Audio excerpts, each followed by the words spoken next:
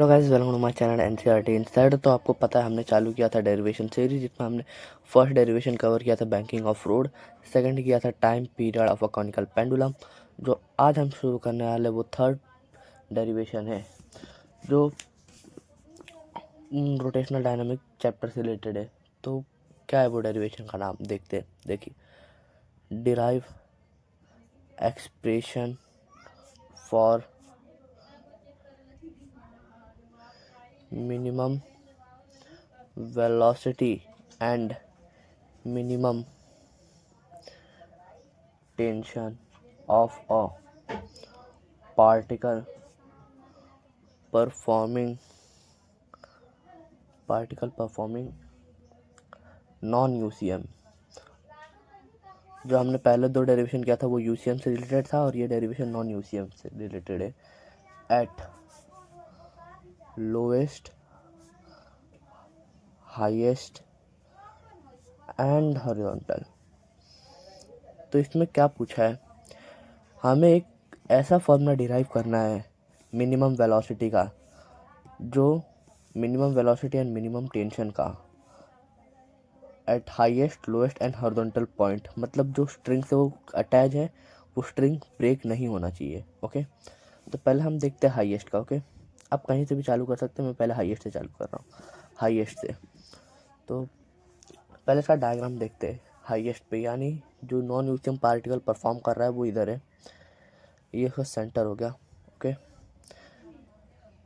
तो ये उसका पाथ हो गया, ये स्ट्रिंग जिस स्ट्रिंग से वो अटैच है। ओके, तो इस पे दो फोर्स लगेंगे, कौन कौन से? First tension toward the centre, and gravity अपना काम करेगा ये mg, तो ये T1। ओके, तो इससे हमें इक्वेशन ये पता चलता है, इस पे वेलोसिटी हम v1 ले लेते हैं। ओके, तो इस पे हमें ये डायग्राम से हमें इक्वेशन ये पता चलता है T1 plus mg equals to mv1 square by r। v1 ये इसके लिए, यानी ये दोनों फोर्स मिलकर हमें सेंट्रीपिटल फोर्स प्रोवाइड कर रहे हैं, CPF, नेसेसरी CPF, जिससे ये स्ट्रिंग ब्रेक नहीं होगा। ओके, तो हमें एक बात पता है, कोई भी पार्टिकल अगर अपने टॉप पोजीशन पे है और उसको मिनिमम वेलोसिटी से हम लोग पुश किए, तो वो टॉप पे जाके उसका टेंशन क्या हो जाता है? 0। ये हमें पता है, टेंशन क्या हो जाता है? 0। तब इसमें हम टेंशन की जगह पे 0 पुटअप करेंगे तो आएगा mg equals to mv1 square by r। m cancel, तो v equals to root v1 equals to root rg।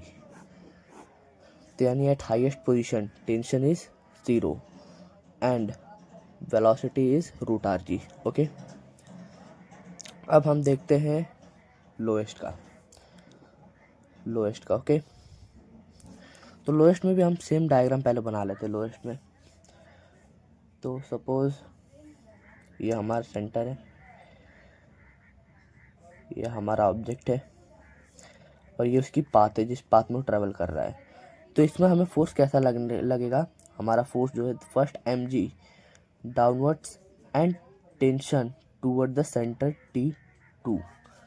तो फर्स्ट डायग्राम हमारा ऐसे था, सेकंड हमारा ऐसे था डायग्राम, और ये डायरेक्शन में हमारा वेलोसिटी रहेगा जो रहेगा v2। ओके, तो अब हमें ये पता है कि स्ट्रिंग ब्रेक नहीं करना है, तो इसका इक्वेशन हमारा ये आएगा T2 minus mg equals to mv2 square by r। तो ये हमारा इक्वेशन है। ओके, तो by law of conservation of energy, हमें ये पता है, अगर ऊपर kinetic energy plus potential energy है, तो जब वो नीचे आएगा तो पूरा एनर्जी काइनेटिक एनर्जी में कन्वर्ट हो जाएगा, पोटेंशियल एनर्जी रहेगा ही नहीं। आइए हमें प्रूफ भी कर देता हूँ कैसे। जैसे देखिए, जैसे ये इंसिडेंट को हम ए ले लेते हैं, ये इंसिडेंट को हम बी ले लेते हैं। ओके, तो फर्स्ट हम कर रहे हैं kinetic energy of A plus potential energy of A equals to kinetic energy of B plus potential energy of B. Okay, तो काइनेटिक एनर्जी ऑफ ए ये हाफ एम वी वन का square, क्योंकि यहाँ v one था A में, plus m g h, h मतलब particle पहले यहाँ था, अब आर नहीं, वो 2r डिस्टेंस कवर किया है। जैसे आर यहाँ से यहाँ तक एक आर हो गया, और फिर आगे एकदम लोएस्ट पॉइंट पे आया तो वो 2r डिस्टेंस कवर किया है, तो इसको हम ले लेंगे h को 2r। फिर सेम हम इसके लिए भी करेंगे। काइनेटिक एनर्जी तो सेम रहेगा, हाफ एम वी टू का स्क्वायर, प्लस जो हमारा पोटेंशियल एनर्जी है, पोटेंशियल एनर्जी यहाँ से यहाँ तक आया तो 2r कवर किया, लेकिन यहाँ पहले से ही था तो यहाँ का हाइट 0 हो गया, तो एम जी 0, मतलब ये टर्म्स पूरा चल गया। जैसे मैंने बोला था पोटेंशियल एनर्जी नीचे आके 0 हो जाएगा। ओके, तो अब हम इसको जब सॉल्व करेंगे, पहले ये एम एम एम कैंसिल कर देंगे। अब जब हम इसको सॉल्व करेंगे तो इधर आएगा वी वन का वैल्यू हमें पता है रूट आर जी, तो हम उसको सब्स्टिट्यूट करेंगे तो v one equals to r g plus 2rg equals to half v two का स्क्वायर। ओके, जब हम इसको करेंगे 4 to the 4 plus 1 5 5rg by 2 equals to half v two का स्क्वायर, हाफ ऑफ कैंसल, तो हमारे पास आएगा v two equals to root 5rg। अब हमें टेंशन फाइंड करना है। ये इक्वेशन में से हमें V2 जो था वो पता चल गया था, हम इसमें सब्स्टिट्यूट करेंगे तो हमारे पास टेंशन भी आ जाएगा।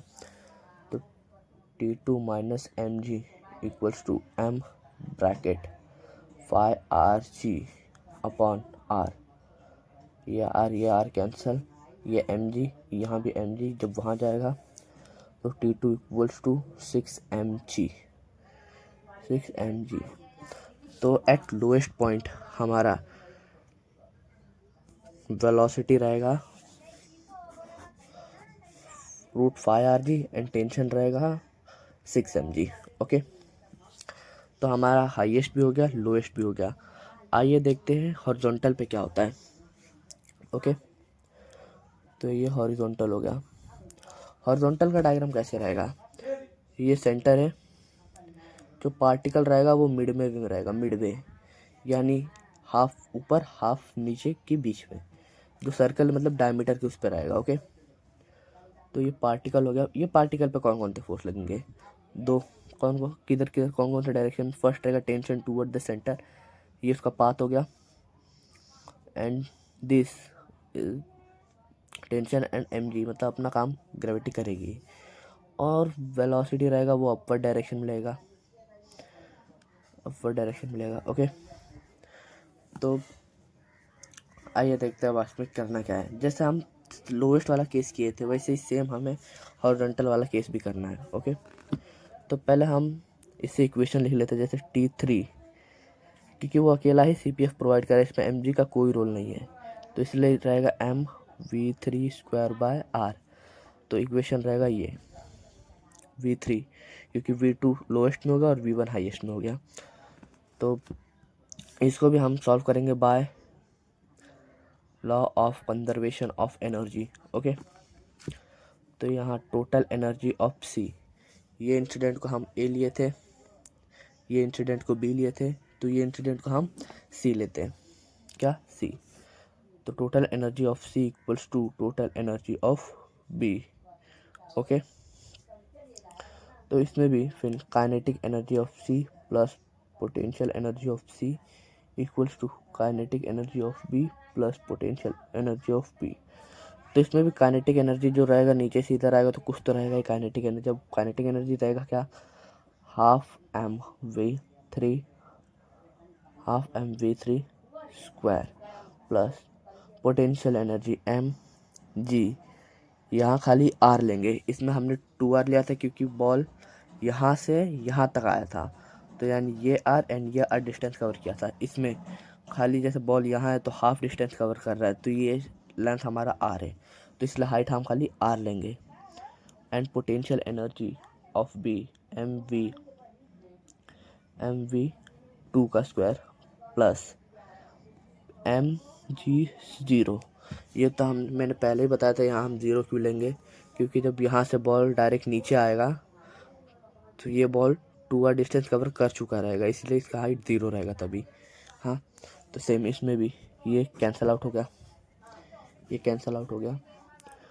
तो यहाँ हाफ, यहाँ m हम कैंसिल कर देते हैं, m। ओके, तो यहाँ v3 square plus GR equals to v2 हमें पता है, v2 हमने फाइंड किया था, ऊपर ही क्या होता है, रूट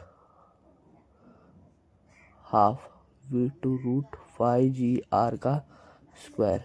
ओके, तो इसमें हम हाफ v3 का स्क्वायर इक्वल्स टू